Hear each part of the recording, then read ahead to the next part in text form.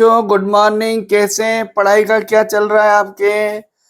चलिए, कभी आपने सोचा कि कोई ऐसी घटना कि आपका मूड खराब है और एक छोटी मोटी घटना से आपका मूड सही हो जाए, या आपका मूड सही है, बहुत बढ़िया, और कोई ऐसी छोटी मोटी घटना जिससे आपका मूड खराब हो जाए?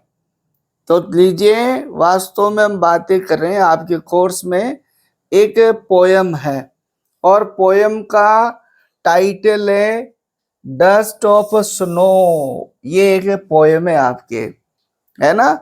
और ये पोयम आपको यही सिखाएगी कि जिंदगी में किस तरह से छोटी मोटी घटनाएं ऐसी हो जाती है जिसको जनरली हम पहले से बना बैठे होते हैं कि ये बुरा है, ये बुरा है, लेकिन उसमें से भी अच्छी चीज नजर आती है।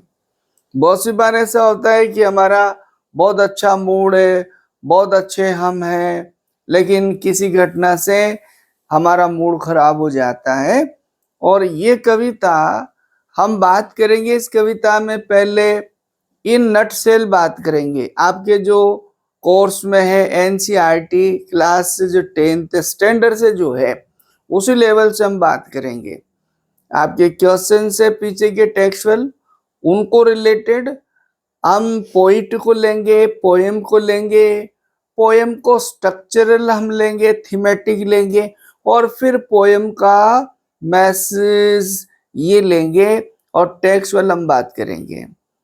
ये देखेंगे कि how poetry is celebrated and how poetry conveys the great message, और कविता किस तरह से एक महान मैसेज, बहुत बड़ा मैसेज देती है।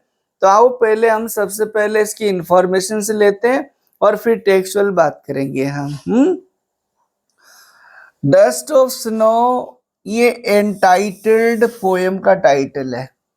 और बात करें पोइट की, रॉबर्ट फ्रॉस्ट ने इसको कंपोज किया है। वर्ड हम यूज कर रहे हैं, आपको कंपोज ये वर्ड यूज किया करो भाई, है ना? इसने रॉबर्ट फ्रॉस्ट ने कंपोज किया। आपको ध्यान नहीं रहे जल्दी में तो आप लिख सकते हैं, रिटर्न भी लिख सकते हैं, लेकिन एज फार एज पॉसिबल आप वर्ड यूज करेंगे कंपोज। तो composed by Robert Frost. Okay, 1874 में पोइट का जन्म हुआ रॉबर्ट फ्रॉस्ट का, और 1963 में इसकी डेथ हो गई। तो एक बात तो लिटरेचर के स्टूडेंट के रूप में आप ये समझ गए, यदि हम बात करते हैं 1963, तो समझ गए होंगे ना बच्चों, ये पोइट कौन सा पोइट हो गया? मॉडर्न पोइट हो गया। हो गए? कौन सा पोइट है बच्चों? ये मॉडर्न पोइट। और मॉडर्न पोइट, मॉडर्न पोइट्री का जो कंसेप्ट है वो हमें समझना पड़ेगा। मॉडर्न पोइट्री को यदि समझ लिया तो बहुत इजी वे में मैसेज क्या है, पोइट क्या कहना चाहता है, ये बातें समझ में आएगी। तो देखो, बात करते हैं हम इसमें। पोइट की बात कर लो आप पहले, रॉबर्ट फ्रॉस्ट की शॉर्ट इंफॉर्मेशन से, जिससे आपको कोरिलेट होगा, आपके समझ आएगा। बोर्न 26 मार्च 1874, 26 मार्च को 1874 में इसका जन्म हुआ। ओके, और सैन फ्रांसिस्को, सैन फ्रांसिस्को में जन्म हुआ, जो कहाँ है? कैलिफोर्निया। और ये कैलिफोर्निया कहाँ का पार्ट है? यूएसए का, है ना? डाइड इन 29 जनवरी 1963, और 29 जनवरी 1963 को कवि की मौत हो गई, इसकी डेथ हो गई। ये इसलिए हम यहाँ एग्जैक्ट जो डे की बात कर रहे हैं बच्चों, ये बहुत सी बार होता है कि एग्जाम में एग्जैक्ट डेट्स, इसलिए ये इंफॉर्मेशन हमें आना जरूरी है। कहाँ हुई? बोस्टन में। बोस्टन जगह का नाम है, और मैसाचुसेट्स यूएसए का एक प्लेस है, यहां पर इसकी डेथ हो गई।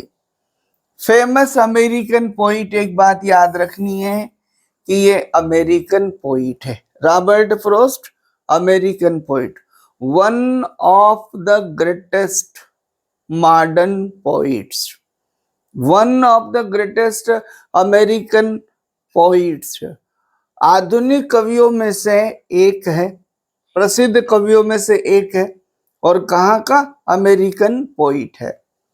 He was one of the greatest, देखिएगा, American poets of the 20th century. ये जो कौन सी सेंचुरी हुई यदि हम बात करते हैं तो 20th सेंचुरी, है ना। 1900 के बाद यदि हम बात करेंगे, ये देखो यहाँ, तो कौन सी सेंचुरी है? 50 को पार करने के बाद 20, तो 20th सेंचुरी का पोइट है। His poetry runs in the stream of modern concept, ये यहाँ आ गया भाई। रॉबर्ट फ्रॉस्ट की जो पोइट्री है वो मॉडर्न कंसेप्ट में चलती है, और मॉडर्न कंसेप्ट का मतलब ही यह है कि मॉडर्न पोइट्री किस तरह से क्लासिकल पोइट्री से अलग है। अब आप आ जाओ पोयम, जो पोयम आपका डस्ट एंड स्नो जो हम डील करेंगे, अ शॉर्ट लिरिक पोयम। पहली बात तो बच्चों ये क्या है? शॉर्ट लिरिक पोयम है। पब्लिश्ड इन 1923, 1923 में ये पब्लिश हुई, इसका प्रकाशन हुआ। रिटन अराउंड 1922, और जहां अराउंड वर्ड आता है इसका मतलब है एग्जैक्ट एप्रोप्रिएट इंफॉर्मेशन तो नहीं है, लेकिन ये कहा जाता है कि 1922 के लगभग इसको लिखा गया, और 1923 में इसका प्रकाशन हुआ। अब प्रकाशन कहाँ हुआ? इसका एक कलेक्शन रहा जिसका नाम था न्यू हैम्पशायर। ये आपको ध्यान रखना है, आपकी टेक्स्ट बुक में भी दिया हुआ है। क्या कलेक्शन का नाम है? New Hampshire. उसमें इसका पब्लिकेशन, प्रकाशन हुआ। कब हुआ? आपका 1923 में। लिखी कब गई? 1922 में। दिस कलेक्शन ऑन आपका पुलिटाइजर प्राइज फॉर लिटरेचर पोइट्री इन 1924। ये जो कलेक्शन है, कौन सा कलेक्शन है? New Hampshire. इसने कवि को एक, वहां पोइट्री में एक अवार्ड होता है, और उस अवार्ड का नाम है पुलिटाइजर प्राइज। कब? 1924 में इसने जीता। ओके, आगे देखो आप इस पोयम के स्ट्रक्चर को देखो, और आप देखोगे नर्सरी की पोयम जैसे बहुत शॉर्ट में छोटी सी पोयम है, लेकिन वह स्ट्रक्चरली आपको लगती है छोटी पोयम, उसमें बहुत बड़ा फिलोसॉफिक मीनिंग है ना। ऐसा जरूरी नहीं है कि यदि 4 लाइन की या 8 लाइन की पोयम है बहुत शॉर्ट तो उसमें कुछ नहीं है, वो बहुत ज्यादा fragmented in the great and philosophic meaning, उसमें फिलोसॉफिक मीनिंग भरा हुआ है।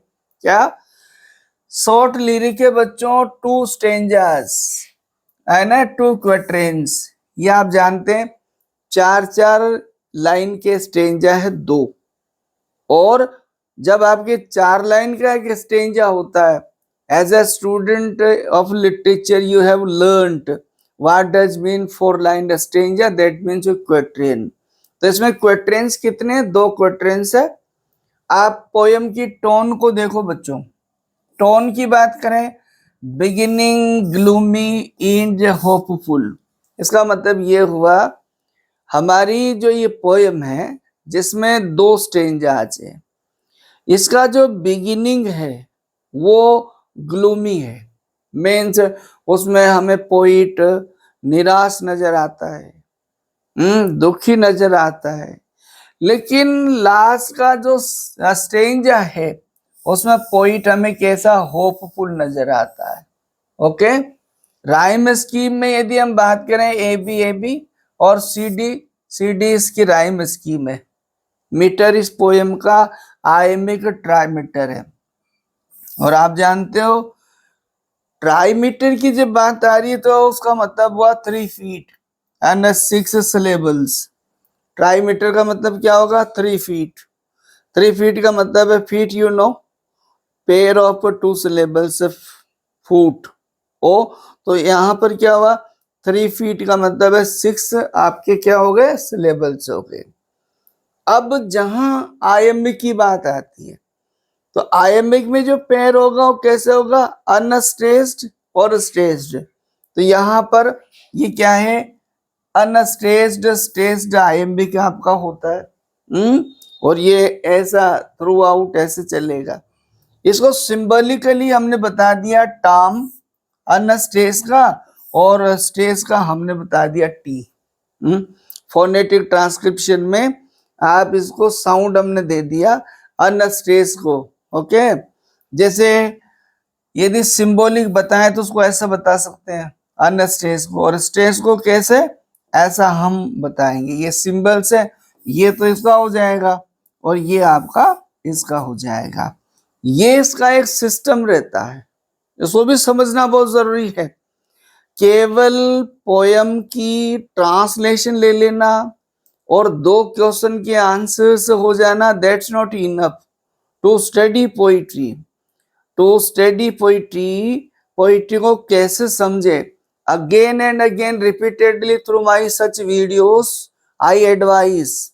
मैं आपको बार बार कह रहा हूं कि यदि आपको डिटेल में समझना है, गो और विजिट माय चैनल। हमारे चैनल पर हमने आपको 2 इस तरह की वीडियोस डिलीवर की है। और how to study poetry, poetry को कैसे पढ़े, जब देखो आपको फिर बहुत आनंद आएगा, मजा आएगा। जब तक कंसेप्ट क्लियर नहीं होगा, बात समझ में नहीं आएगी। ये देखो बारीकी से। अभी फिलहाल अब यहाँ बात करेंगे थीम क्या है पोयम की, बहुत शॉर्ट में हम बात करेंगे। थीम है इस पोयम की एन ऑर्डिनरी इंसिडेंट, कोई एक सामान्य घटना, कोई सी भी एक सामान्य घटना कैन चेंज लाइफ्स मूड है। देखो, लाइफ, जीवन का मूड, जिंदगी की मनोदशा, जीवन की मनोदशा बदल सकती है, और एटीट्यूड ऑफ लाइफ, ये इस पोयम का मेन थीम है। And you know theme, theme तो आपने पहले अच्छी तरह से समझ ही ली। जैसे सपोज ये दिस इज पोयम, ये आपकी पोयम है, और इस पोयम का सेंटर जो पॉइंट होगा, मेन से जो उसमें विचार है, जिसको आप मेन बोलते हो, सेंट्रल आइडिया बोलते हो, तो ये जो सारा होगा इसको हम क्या बोलते हैं बच्चों? थीम बोलेंगे। ओके, ये आपका इसका सेंट्रल जो पॉइंट है ये थीम कहलाएगा। ओके, ये कहलाएगा थीम। तो थीम क्या है पोएम का, आपको पता लगा। थीम है कि जीवन में छोटी से छोटी कोई घटना वो हमारी जिंदगी की जो मनोदशा है, मूड है, उसको बदल देती है। आइदर गुड और बैड, आइदर गुड और बैड, चाहे वो अच्छा चाहे बुरा, लेकिन ये पोयम हमें सिखाती है। आगे देखो, सिंबल्स। इस पोयम में, छोटी सी पोयम है, 8 लाइन्स, 2 स्टेंजास, तो इसमें प्रोमिनेंट सिंबल्स जो है, प्रोमिनेंट, प्रोमी आपका नेंट सिंबल, ये प्रोमिनेंट सिंबल की बात करें। अदरवाइज इसमें 1-2 और सिंबल भी है, लेकिन इसमें प्रोमिनेंट सिंबल एक तो आपका है क्रो। क्रो एक bird, you know, crow around you in society.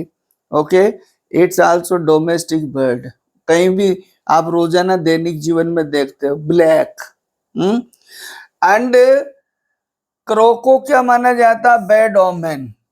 Black colour, black colour इसका जो कलर है ये बुरा माना जाता है, क्रो बुरा माना जाता है। तो ये क्या है? एक आपका ग्लूमी सिंबल है। दूसरा है hemlock. Hemlock a kind of आपका ट्री, हेमलॉक ट्री। एक हेमलॉक ट्री है, पॉइजनस जो जहरीला होता है, इसको भी क्या करते हैं? बुरा। ये दोनों ही बोथ रिप्रेजेंट सोरो, ये दुख का प्रतीक है सिंबॉलिकली। ऐसे you know very well symbol क्या होगा बच्चों, not dictionary meaning, the underlying meaning, उसका अंडरलाइंग मीनिंग होगा, उसका डिक्शनरी मीनिंग नहीं होगा। जो पोइट ने वहां जिस मूड से रखा, पोइट ने उस पर जो मीनिंग रखा, और यहाँ क्रो बैड ओमेन के रूप में, ओके, पॉइजनस जो हेमलॉक जो ट्री है उसको भी बैड जो है ओमेन, मीन्स दोनों ही ये यहाँ इस पोयम में रिप्रेजेंट सोरो, दुख का प्रतीक है, जिसको दुनिया बुरा मानती है, लेकिन आप देखेंगे कवि यहाँ ये साबित करता है, और आपका बहुत बड़ा इसका मीनिंग है, आप पढ़ेंगे समझेंगे। देखो मैसेज क्या है भाई इसका, है ना, पोयम यदि पढ़ रहे हैं, लेसन पढ़ रहे हैं कोई भी, तो उसका कहीं ना कहीं डायरेक्ट इनडायरेक्ट कोई मैसेज होता है। तो हमें पहले क्लियर करना पड़ेगा कि इसका मैसेज क्या है, ये पोयम पढ़ने के बाद हमें क्या मैसेज देती है। तो देखिए, नेवर लूज होप, पहली बात तो इस पोयम को पढ़ने से ये हमें मिलता है कि एक तो हम कभी भी निराश न हो, निराश न हो, इसका मतलब क्या हुआ, कभी भी हम आशा न छोड़े, इसका मतलब निराश न हो। स्मॉल इंसिडेंट, एक छोटी सी घटना, कैन ब्रिंग ग्रेट हैप्पीनेस, एक छोटी सी घटना आपके जीवन में एक बहुत बड़ी खुशी ला सकती है, ये इसका मेन मैसेज है।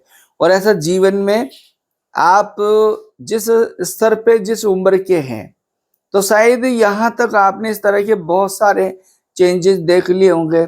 जैसे आप देखो, घर में किसी भी बात को लेके आपके पेरेंट्स ने बहुत ज्यादा डांटा है, अच्छा भला मूड आपका खराब हो गया, और आप बिल्कुल ऐसे दुखी मन से ऐसे बैठे हैं, लेकिन आपने कभी सोचा भी नहीं होगा अचानक आपके मामा आ जाते हैं, आपके लिए बहुत अच्छी चीजें लेकर आते हैं, और आपको बहुत अच्छे कपड़े लेकर आते हैं, या ऐसी चीज लेकर आते हैं जिसकी आपकी डिमांड होती है, जिसमें आपका इंटरेस्ट होता है। तो आपने देखा होगा बिल्कुल माहौल चेंज हो जाता है, और आपका जो ग्लूमी मूड है वो हैप्पी हो जाता है। तो सो लाइफ में ऐसी घटनाएं, बहुत सारी घटनाएं ऐसी होती है जो हमें बुरे मूड से, ग्लूमी मूड से, सोरो से हैप्पी कर देती है, और यही ये पोएम सिखाएगी। फ्रोस्ट अदर कोटेशन, फ्रोस्ट का एक अन्य कोटेशन है जो बौद्ध फिलोसॉफी के, always always a large significance, a little thing touches a larger thing. बहुत सी बार क्या है कि छोटी सी चीज भी बड़े मकसद को प्राप्त करती है, बहुत बड़ा महत्व दे जाती है। और ये तो है एक हम पोइटिक, फिलोसॉफिक और इंटेलेक्चुअल व्यू से बात करें, तो मैं इस मैसेज और इसकी थीम और इस पोयम के इसके को रिलेट फिलोसॉफी के आइडिया यूं आपको शेयर करना चाहूंगा।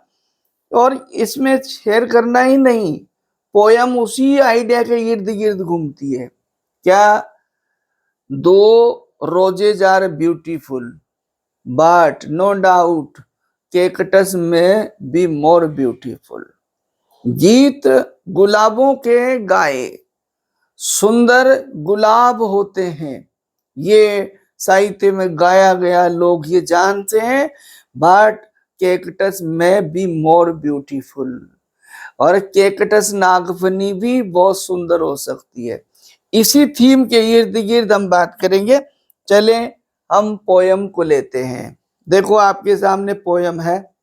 अब इस पोयम में यदि आप देखते हैं, यूं नजर मार के यहाँ खड़े हो जाओ आप, और पोयम पे नजर मारो भाई, है ना, नजर मारोगे तो क्या दिखाई दे रहा है, यहाँ आ जाओ, देखो यहाँ यहाँ यहाँ यहाँ यहाँ यहाँ यहाँ यहाँ, क्या दिखाई दिया आपको, है ना। यहाँ कोई पंक्चुएशन नहीं है पोयम में, पहली बात, यहाँ आकर फुल स्टॉप है, तो इसका मतलब क्या हुआ बच्चों, वन स्ट्रेंजा पोयम है ना, सिंगल स्ट्रेंजा पोयम है। और यदि ये यहाँ पंक्चुएशन नहीं है तो पोइट्री में आपके समझ में आ गया। यहाँ क्या है? एंजाममेंट। ये जो पोइट्री में किया जाता है इसको क्या बोलते हैं बच्चों? एंजाममेंट। इस साहित्य की इसको एंजाममेंट। तो पहले तो आपने जान लिया कि एंजाममेंट का प्रयोग करता है पोइट। यहां देखो पोयम की लाइंस इस तरह से, the way a crow shook down on me, the way a crow shook down on me the dust of snow. यहां हम बात कर रहे हैं आपसे, एक तो क्रो और एक आपका यानी हेमलॉक। ये दो हमने क्या किया? प्रोमिनेंट सिंबल है। लेकिन इसमें स्नो भी सिंबल हो सकता है। ओके, आप तो इन दोनों को ही प्रोमिनेंट सिंबल के रूप में बात करो। यहां इससे ये पता लगता है hemlock tree, from a hemlock tree. देखो इस लाइन से पता लगता है। इस लाइन से क्या पता लगता है बच्चों? इस लाइन से पता ये लगता है कि poet was under hemlock tree. ये देखो कहां था कवि? Hemlock tree. ये हेमलॉक क्या ट्री है? पॉइजनस ट्री है एक। ओके, जिसके वहां की कल्चर में वाइट फ्लावर्स और बड़ा जहरीला होता है। ओके, और यहाँ अभी इंडिया में यदि इंडियन कल्चर में समझो तो हालांकि उस प्लांट को यूं लेते हैं हम इंडियन उससे, तो ये होता है धतूरा, एक प्रकार का होता है जहरीला, लेकिन वो पेड़ नहीं होता, वो प्लांट होता है। यहां जिस तरह से कहा वैसे ही समझ लो आप। तो इस बात से पता लगता है कि कवि कहाँ खड़ा था? हेमलॉक ट्री के नीचे खड़ा था। लेकिन कैसा खड़ा था वो? इन ग्लूमी मूड था, एक उदासी भरे मूड में था। तो क्या हुआ भाई वहां? द वे अ क्रो, एक कव्वे ने क्या हुआ? सूक डाउन ऑन मी। मीन्स ये हुआ इस हेमलॉक ट्री पर यहां कौन था भाई? एक कौवा बैठा था। ठीक है, कवि कहाँ? इसके नीचे खड़ा था। कैसी मनोदशा में था? दुखी था, ग्लूमी था। क्या हुआ? कौवे ने उस पौधे को, उस पेड़ को, हेमलॉक को हिलाया, जिसपे क्या हो रहा था? उस पे बर्फ छाई हुई थी। क्या हो रहा था? बर्फ छाई हुई थी। यहां है ना dust of snow. Dust of snow से आप यूं कह दो स्मॉल पार्टिकल्स ऑफ स्नो है। जैसे आप आइडियल करो, विचार करो, अपने इमेज लाओ, और इसको जब हम समझते हैं तो ये कौन सी? Visual imagery. विजुअल इमेजरी का पोइट क्या करता है? प्रयोग करता है, जिससे हमारे सामने दृश्य आ जाता है और कह रहा है कि कौवे के द्वारा जब हेमलॉक ट्री को हिलाया गया तो उस पर छाई बर्फ, जो crushed means in small particles, क्या करी? कवि के सिर पर गिरी। The dust of snow from hemlock tree. Hemlock tree क्या हुआ? यहां खत्म नहीं होगा, यहां शिफ्ट होगा meaning. Has given my heart a change of mood. देखो एज अ रिजल्ट क्या हुआ? ये आपकी जो पहला जो स्टेंजा है, उस स्टेंजा में तो पोइट क्या करता है? यहाँ पर ग्लूमी मूड में है, लेकिन इसके एज अ रिजल्ट क्या हुआ? Has given my heart. यहाँ माई कौन है? पोइट। हार्ट से मतलब है emotions, a change of mood, है ना? चेंज हो गया जो ही उसके। अब जनरली क्या होता है? बर्फ गिरी, उससे क्या हुआ? एक अलग सा वेरी न्यूनेस, कवि ने एक नयापन, और बर्फ का गिरना, ये सब क्या है? ये सब ये है means the contact of nature, प्रकृति का कॉन्टेक्ट। यहाँ दोनों ये बताया कि देखो जनरली क्रो को बेड ओमेन माना जाता है और हेमलॉक जो कि पॉइजनस ट्री है, लेकिन दोनों ही कवि के मूड को बदलने में बड़े हेल्पफुल हुए। तो कवि क्या कहना चाह रहा है यहाँ पर कि ऐसा जरूरी नहीं है कि जो चीजें दुनिया जिसको बुरा मानती है, ऐसा ऐसा जरूरी नहीं है दैट फिक्स थ्योरी उसके साथ जुड़ी हो। जिन चीजों को हम बुरा मानते हैं वो चीजें भी बहुत अच्छी साबित हो सकती है। कव्वे के उस हेमलॉक ट्री के हिला देने मात्र से जो ही बर्फ के पार्टिकल्स, छोटे छोटे क्रस्ट बर्फ के टुकड़े, फ्लेक हम कह सकते हैं, फ्लेक छोटे FLAKE, फ्लेक हम बोल सकते हैं, फ्लैक्स। तो क्या हुआ, उसका मूड चेंज हो गया। एंड सेव्ड सम पार्ट, देखो, and saved some part of a day I had read, और क्या हुआ, उसका सारा दिन उसका अच्छा हो गया, है ना। इट मीन्स क्या हुआ, जैसे यदि ये घटना नहीं होती तो क्या होता, कवि का सारा दिन स्पॉइल हो सकता था। ये है ना आपका रिवीड, इसको रियूइन, आपका रियूइंड हम समझ सकते हैं। क्या हुआ, सारा दिन बर्बाद होने से क्या हो गया, बच गया। ओके, तो ये तो आपकी छोटी सी, जैसे कहीं हम छोटी क्लास में सेकंड में और नर्सरी राइम की तरफ पोएम है। अब इसमें यदि लिटरेरी टर्म्स निकालना चाहो तो बहुत सारे लिटरेरी टर्म्स हैं जिसको आप खुद भी निकाल सकते हो, है ना। जैसे आप देखिए यहाँ सबसे पहले यदि बात करते हो तो आपका इसमें देखो ओ है, डाउन, ऑन, आ की आवाज आ रही है, ऑफ, सनाव, आ की आवाज आ रही है। तो जहां जहां भी है तो ये क्या हो गया बच्चों, ये हो गया आपका एसोनेंस। यदि वावल की साउंड है तो वो क्या हो जाएगा, एसोनेंस है इसमें। ओके, राइम स्कीम आपने जान ही ली। उसके अलावा आपका क्या है, जैसे हेमलॉक और क्रो सिंबॉलिक है इसे आपका। उसके बाद देखेंगे इसमें यहां देख लो, a change of mood and saved some part of day I had rued. Total इसमें ज्यादा आपका सिंबॉलिक मीनिंग के अलावा आपका लिटरेरी जो फिगर्स है वो भी ऐसे खास इसमें नहीं है आपका, बहुत सिंपल डायरेक्ट लैंग्वेज यूज की गई है।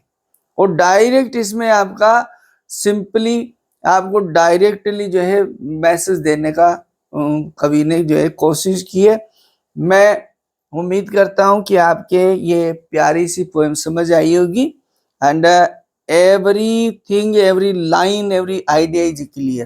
It will be very helpful to you to deal the textual questions in your textbook. आपकी टेक्स्ट बुक में इसको पढ़ने के क्लियर करने के बाद आप सारे क्वेश्चंस के आंसर दे पाएंगे।